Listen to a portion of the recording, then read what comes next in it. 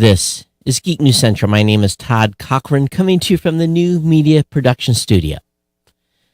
News stories that leads the podcast today. Ukraine is awash of tech news. Samsung kills the Galaxy brand. Those stories and more. I want to welcome you to episode 1589 of the Geek News Central podcast for Monday, February 28th. This show is sponsored in part by GoDaddy.com and listeners just like you. Great deals from GoDaddy can be found at geeknewscentral.com/GoDaddy. You can support this show today at geeknewscentral.com/insider. I want to give a warm welcome to all the new listeners to the show. Make sure you get over to geeknewscentral.com, follow or subscribe to the podcast, and sign up for the newsletter when you're on the website. And, of course, read all of our ongoing content written by our writers there as well. So do that. That'll get you connected with the show so that you don't miss a single episode.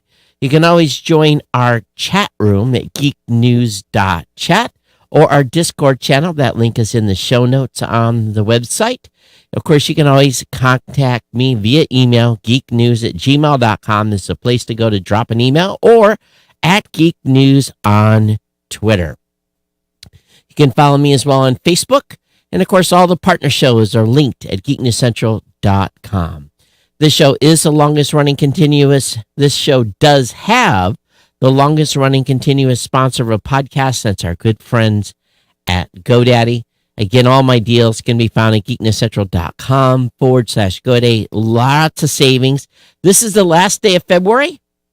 So I checked the deals. The $1.99 deal is still going. It's pretty amazing. I didn't expect it to. I did a little check, and yep, it's well, they tried to log me in. There is a deal going on right now, $1.99 a month economy hosting for the first year with a free domain, or $2.99 a month for a managed WordPress hosting site for the first year. It includes a free domain name. So $2.99 a month for the managed WordPress, $1.99 for the economy hosting, or you get a free trial of GoDaddy website builder, your choice of personal business or business plus plans, and or $4.99 gets you a new .com. If you're a brand new customer, you want to transfer one in, and if all else fails, grab my 30% off code and use that. All of these codes, all of my links on my website at geeknewscentral.com/GoDaddy is designed to save you money and give you the maximum savings possible when you're picking up a GoDaddy product or service. GoDaddy has given me these codes to ensure that you save an average of 94% on purchases of GoDaddy hosting accounts and an average of $3.50 on a GoDaddy domain name. And there's lots of new domain names out there. It's not just .com anywhere. There's just about every top-level domain you can think of. I own just a few as well, so definitely check those out, those new top-level domains. Now, they're not always going to be priced at $4.99 for a new customer. That's for a .com, so definitely shop around, look at these, use my promo codes, use my 30% off coupon code as well. Again, you can find all those at geeknewscentral.com/GoDaddy. I thank GoDaddy for being a longtime sponsor here of the podcast. Thank you so much. So it's definitely a Red Bull show. I'm running out of steam today. It's one of those days. I don't know. I made the mistake of turning the television on to a news channel, and wow. Not good for one's mental health, but boy, oh boy, the world is definitely in turmoil. Lots of news today about Ukraine, a lot of tech stuff going on. We just can't miss it. And at least the world is unified. At least most of the world has unified. And, taking a negative view to what the Russians are doing, especially the dictator over there by the name of Putin. I know. He's not a dictator, but he might as well be one. But, the world is in turmoil. And, I remember back in 1999, a lot of people were prepping for the new millennium and, what could happen. And, a lot of the preparations people made, there wasn't a big craziness when the clock ticked over to 2000. as was expected. Sure, there was some software and some stuff like that that broke. But today, we're really in a different time, and things are really, at least here in the United States, kind of out of control from a cost perspective. The prime example of that would be just here in where I live in rural Michigan. House prices have doubled. What you could buy for $135,000 2 years ago is now $265,000, and that may not seem a lot in the scheme of things, but you're also talking about an area that has a median income that's probably under $40,000 a year. So it's an interesting move, what's going on with the grocery prices and everything else that's going on. Now, I have to give credit where credit's due. My sister kind of saw some of this on the wall, and we put another beef in the freezer in the middle of last year. So from that perspective, we've been able to, not incur such a heavy load when it comes to beef, chicken, pork. But still, you go to the grocery store and you get canned goods, or you get bread, or whatever you're buying, and the next thing you know, your cart's double the cost of what it used to be. And if it's affecting us here that badly, it's got to be worse in some of the major cities where prices are even higher. I marveled when I moved out of Honolulu and came back to Michigan how much cheaper it was to shop, and it's got to be impacting people in Hawaii more, because if it's more expensive here, it's definitely more expensive there.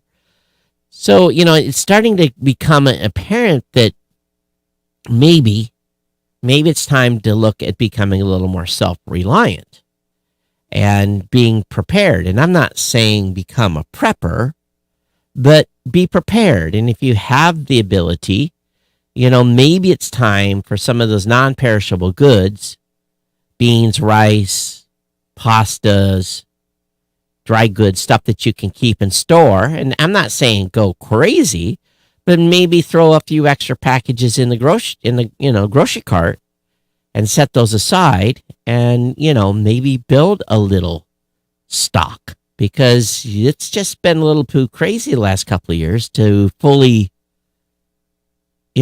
become dependent upon.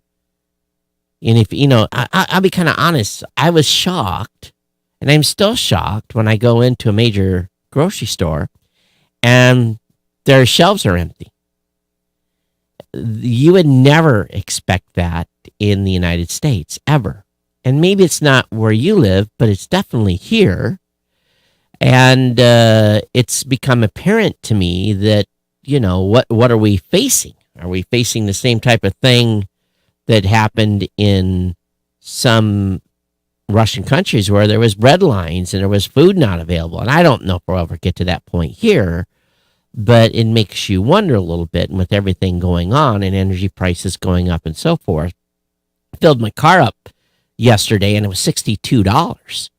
And I was blown away. Couldn't believe it was $60 to fill my car up.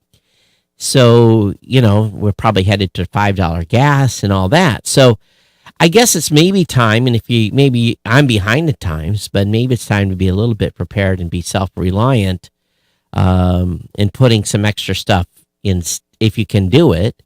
If you put a little extra aside, and I'm not saying, not be a hoarder, but maybe it's time to hoard a little bit, and just, make it food that's not going to expire.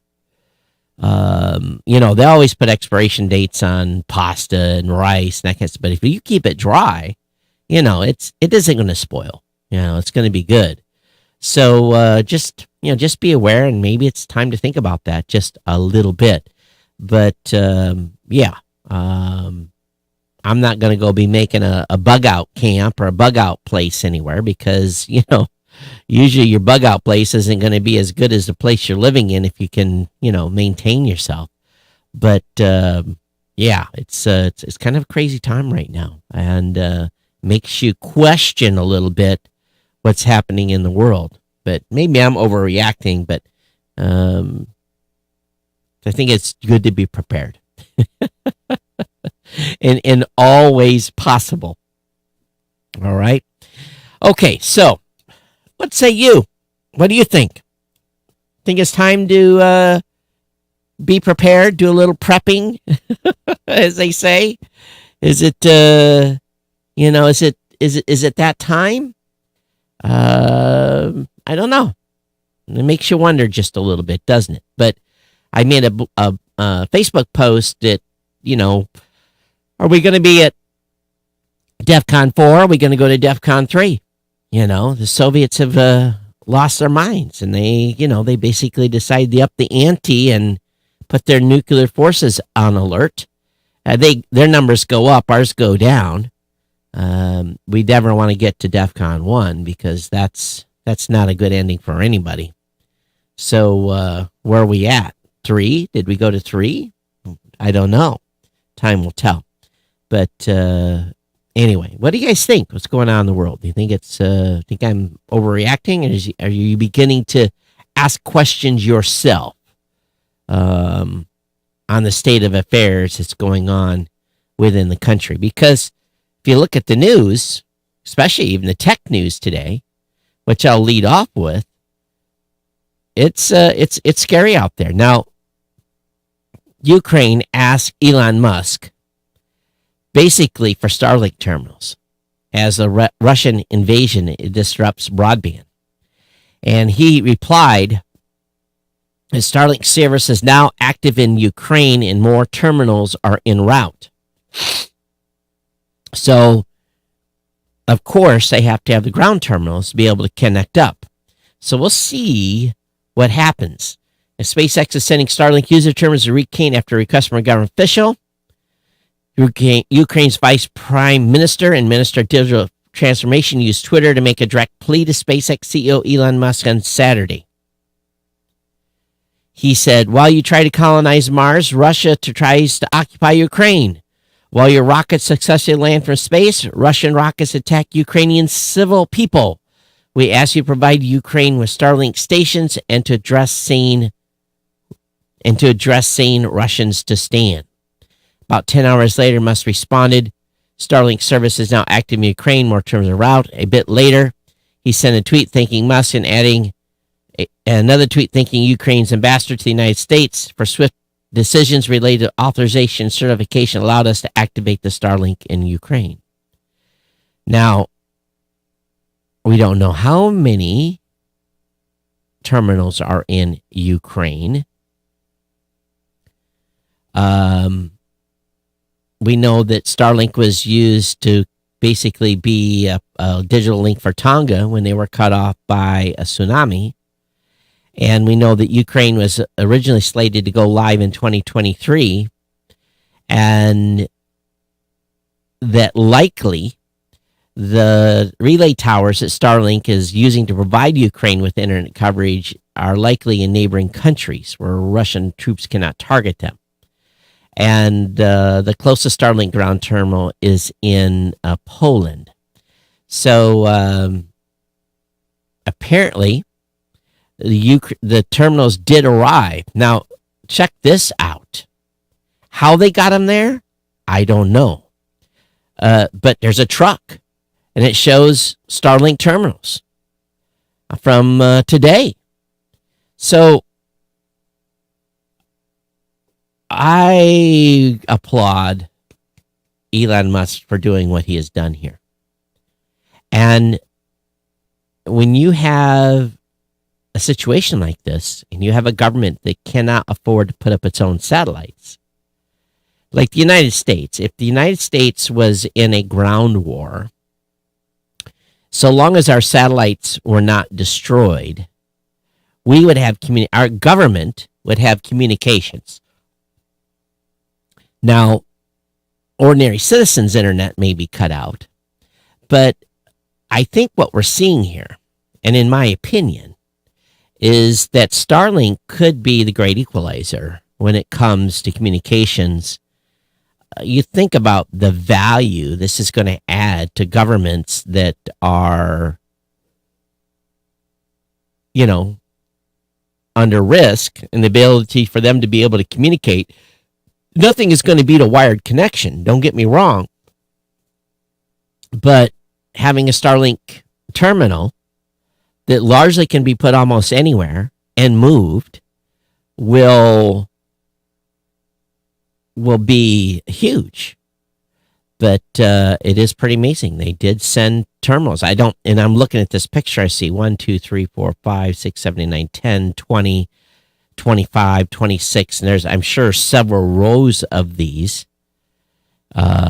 So the government's got the capability now to communicate and get the word out on what's going on. And this is very exciting. It really, really is.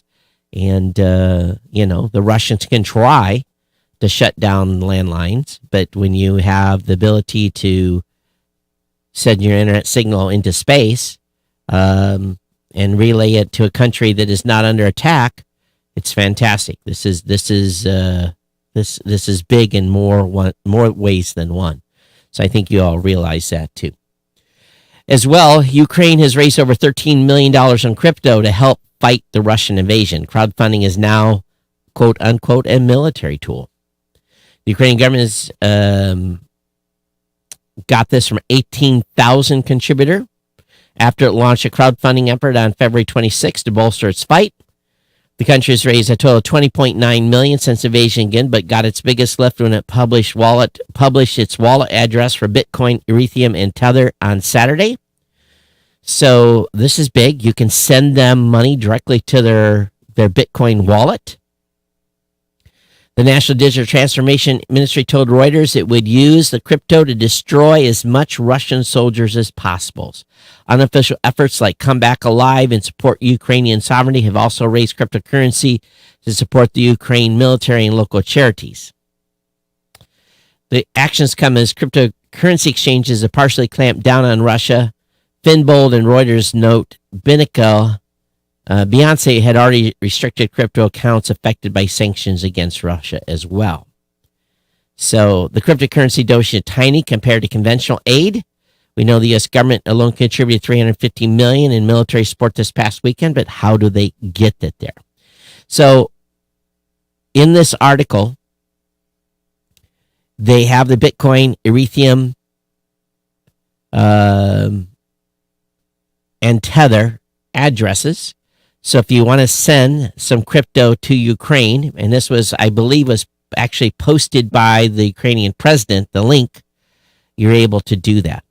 And just think, if every one of us sent $20, what the effect would be to help them raise some money to fight the Russians. So this is huge, and we've got more Ukraine tech news going on later in the show, but we'll go ahead and switch topics up here a little bit and move through.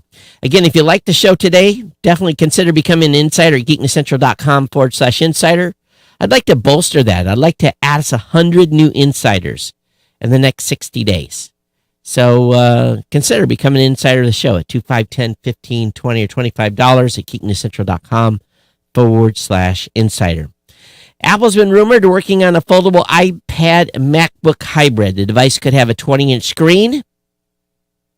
Bloomberg's Mark Gurman reported Sunday the rumored hybrid device was previously mentioned by analyst Ross Young, who speculates it would support that screen size. And this speculation about dual screen device suggested the foldable would include a virtual touchscreen keyboard on one side with a target date of 2026. So we'll see. Again, just a rumor. Being that this is a time where people are wanting to make sure they have secure communication, what is the best VPN for your PC? Now, many of you can't afford to pay for a VPN. There are some free ones out there. So what is the best free VPN? Windscribe VPN is a free one. Along with that, Proton VPN, BetterNet VPN, ZenMate is another one. Now I use what is the one I use? Proton. I think I use Proton myself when I'm traveling. So definitely check those free VPNs out. There's lots of paid ones as well, but don't leave home and don't go connect the internet without using a VPN Just keep things locked down, all right? Keep your experience private, not especially when you're on some public Wi-Fi. We've talked a little bit about Wi-Fi 7. Wi-Fi 7 is coming, and it's going to be the key feature Qualcomm's new Snapdragon Connect premium brand.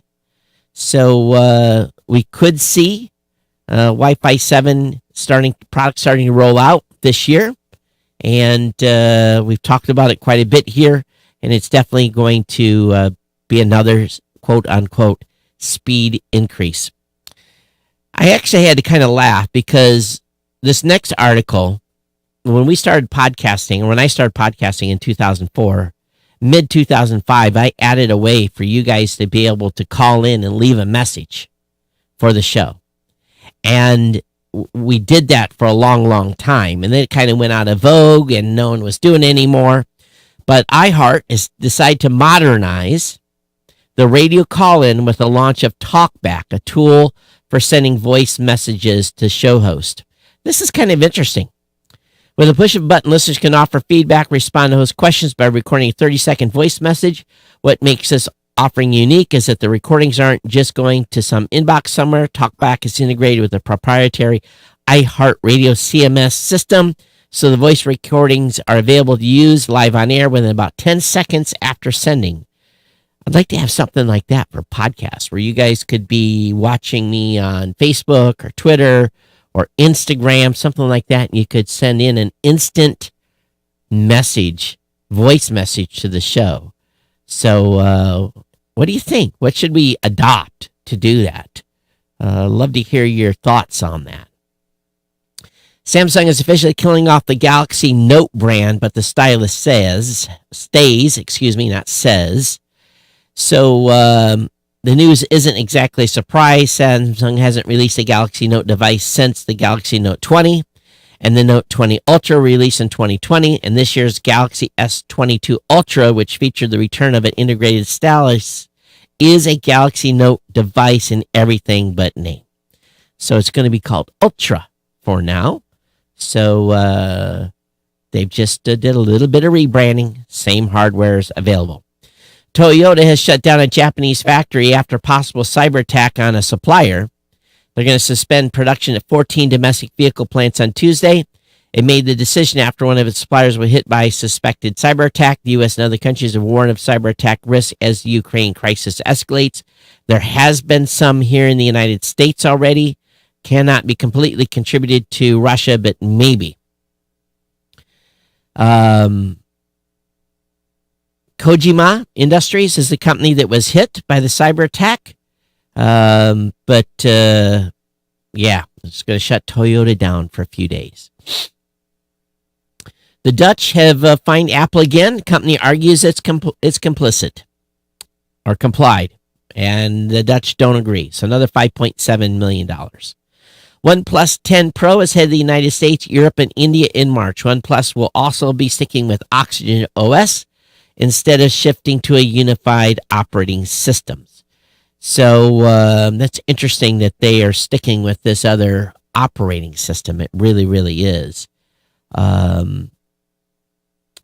So they're not going to share a unified OS with Apple. OPPO is another mobile phone manufacturer that's mostly known in Asia. So in today's announcement, the company confirmed the global OnePlus device will continue to run Oxygen OS, whereas the China counterpart will stick to Color OS after their switch from Hydrogen OS since last year's OnePlus 9 series. In the case of global, OnePlus 10 Pro will launch with Oxygen OS 12.1. So I don't know if what's all available app-wise in those platforms when they do that. Someone that may be familiar with that, I'd love to hear. Does Facebook and Twitter and all the major platforms build for that operating system so that they can get those apps?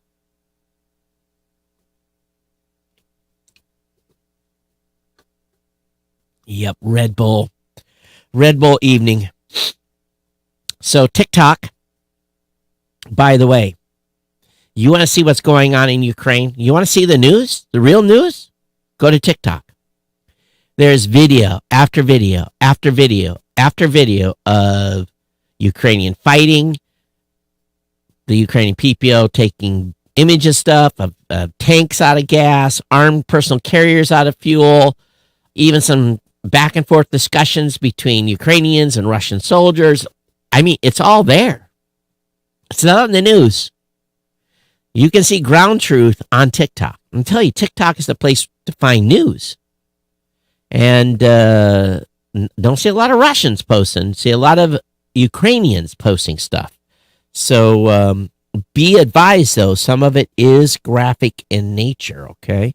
So just be aware. But anyway, TikTok is taking aim at YouTube with longer 10-minute video uploads and new capabilities rolling out to everyone worldwide. Social media consultant Matt Navarra tweeted an account update message from TikTok saying the new video limit is available on both mobile devices, including the best Android phones and desktop site. So this is big, and they're going after YouTube. It used to be 3 minutes. Now it's going to 10. So it's going to make a lot of creators very, very happy. You can do a lot more in 10 than you could do in 3 or 60 seconds. Panasonic, as it was reported before, will start making Tesla's higher capacity EV batteries by March of 2024. The 4,680 cells have the potential to increase electric vehicle ranges by over 15%. You're basically going from a battery that looks like a D to about a double A. That's the cell size. So that's pretty amazing stuff, what's going to happen there. A little more density, a little more new tech, I guess. Instagram says that the iPad is not big enough to make an app a priority. Apparently, there's not an app for Instagram on the iPad, which is amazing. It's been more than 11 years since Instagram first launched, and there's still no native iPad app. Instagram users are limited to using web interface of the iPhone version, an app that is definitely not optimized for the iPad's larger screen. According to Instagram, that's not going to change anytime soon. It's curious. Now, the company was already supporting 4 platforms: iOS, Android, Web, and Instagram Lite. He also mentioned Instagram's competitors by name, calling TikTok and YouTube behemoths.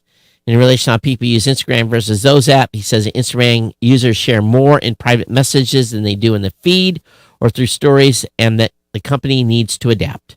So what do they need to adapt to? My company's been slowly working on building its Instagram presence. If you haven't followed us, Blueberry Podcasting, search for it on Instagram. Give our stuff a like. My social media team's been doing an incredible job over there. So definitely take a peek. More Ukraine news.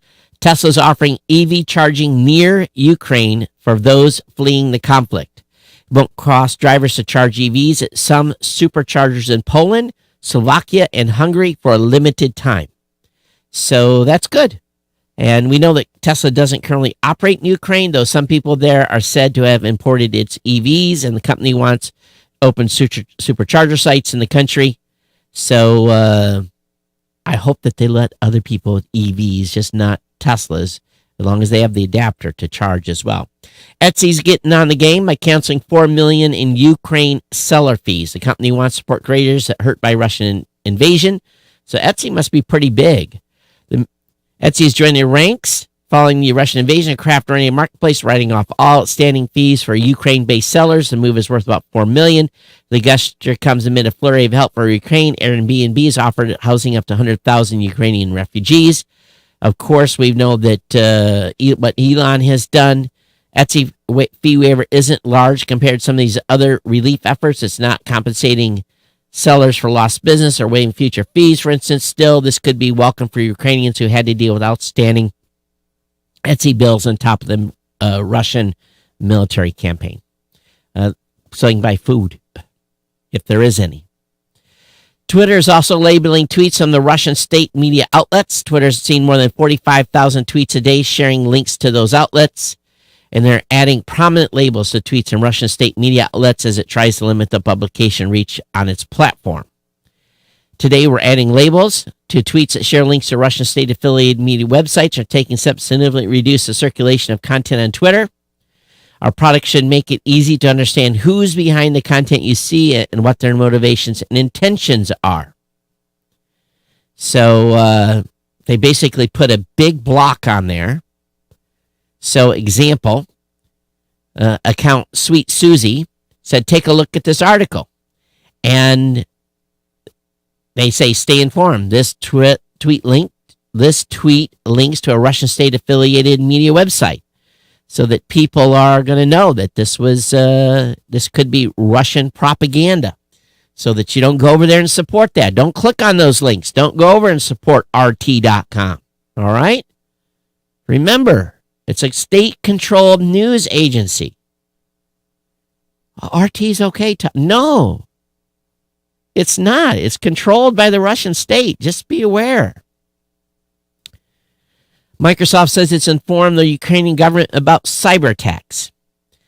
Brad Smith, Microsoft's president, wrote in a blog post on Monday detailing the company's effort to keep Ukraine informed of cyber attacks. And in recent days, we've provided threat intelligence and defensive suggestions to Ukrainian officials regarding attacks on a range of targets, including Ukrainian military institutions and manufacturers and several other Ukrainian government agencies. U.S. tech companies are responding in myriad ways to Russian invasion of Ukraine, which began, of course, late last week. So,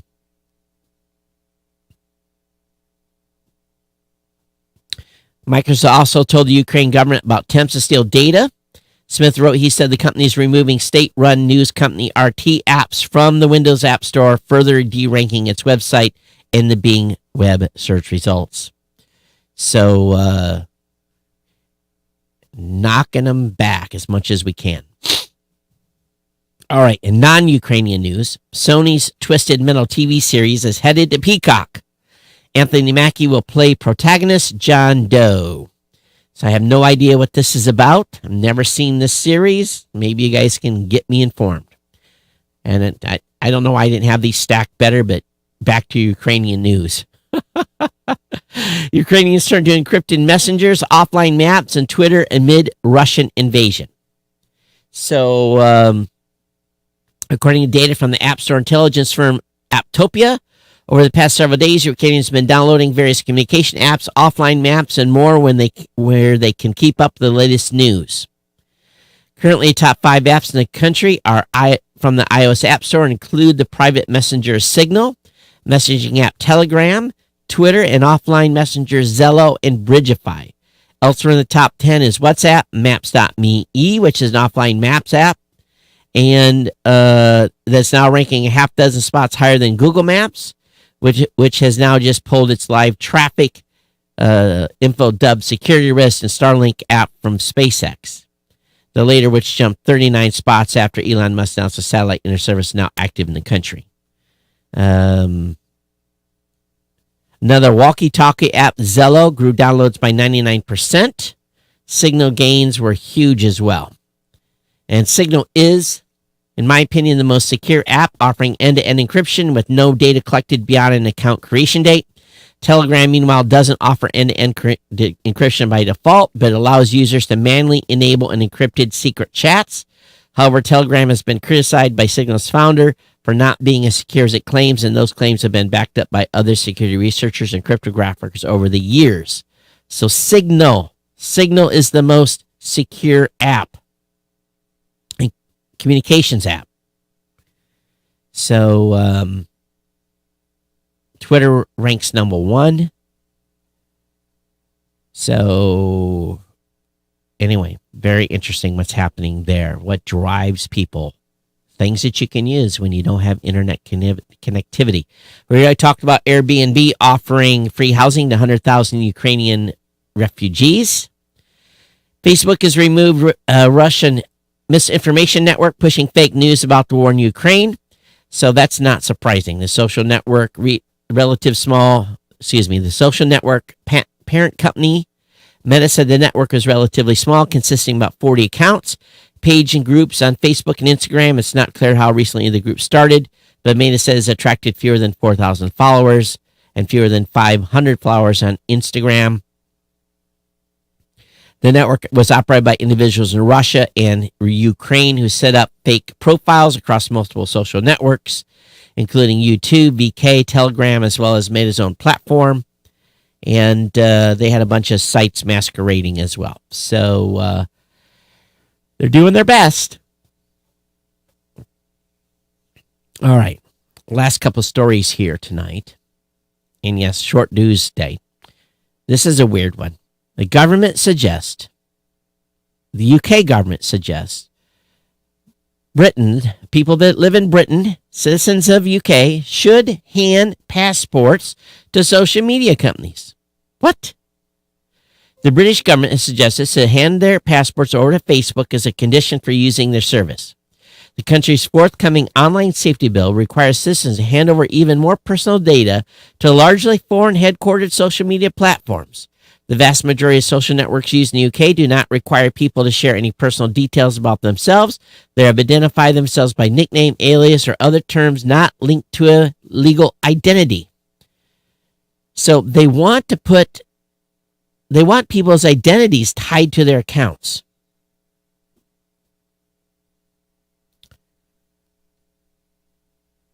I don't understand why they would do that. But they want to know who's making statements, I guess. The statement led to widespread concerns that DCMS will place UK residents at greater risk of online identity theft or failing victim to a data breach. So it's just bizarre. It really, really is. It is crazy. And finally, Meta will restrict Russian state media across the European Union. So this is a late breaking news that they are going to restrict access to Russian state media platforms across the EU in response to Russia's attack of Ukraine. Facebook's Vice President of Global Affairs announced today. European Commission President Ursula von der Leyen a day earlier said the EU will ban Russian state media to stop their toxic and harmful disinformation. We've received requests from a number of governments and the EU to take further steps in retaliation to Russian state-controlled media, according to this person from Meta. Given the exceptional nature of the current situation, we're restricting access to RT and Sputnik across the EU at this time. So they're trying to box in the misinformation. All right, that's going to bring me to the end of the regular programming. But I'm be honest with you here. What do you guys think? Do you guys, I started talking about at the beginning of the show. Is it time to become more resilient? Is it time to become self-reliant? Is it time to become more prepared? Is it time to add a few extra non-perishables to our grocery carts when we're going to the grocery store? Is it time to do that? Is it time to be prepared? It's a weird world we live in. And if you think about what's going on here, those of you that lived through the Cold War, this will be nothing new. But many of you have never been exposed to what happened during the Cold War. And I think we're on it right now. And we're probably the closest we've been in a very long time to this conflict growing beyond Ukraine. But I think the Ukrainians are having the Russians are paying a price for doing what they have done. So time will tell what the end result is. But I've been in contact with one of the individuals that has done work on Geek News Central before. He is out of the Ukraine, but his family is not. So him and I had a Facebook Messenger discussion on Friday. But so it's even the show, like I said, I've used a firm out of Ukraine to do work on the back end of Geek News Central from time to time.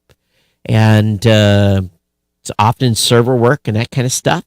So I'm glad that Vlad and his immediate team is okay, but thinking about his family. All right. I'm going to get out of here. geeknews@gmail.com. geeknews@gmail.com. Geek News is my Twitter address.